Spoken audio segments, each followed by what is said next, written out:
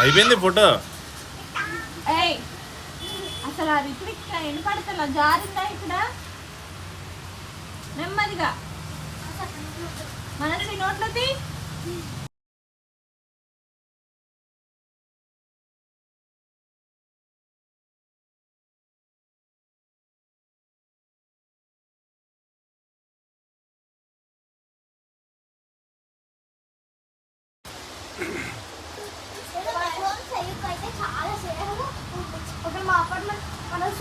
వర్షం అక్కడే ఉంది, మళ్ళీ వచ్చింది అనుకుంటా.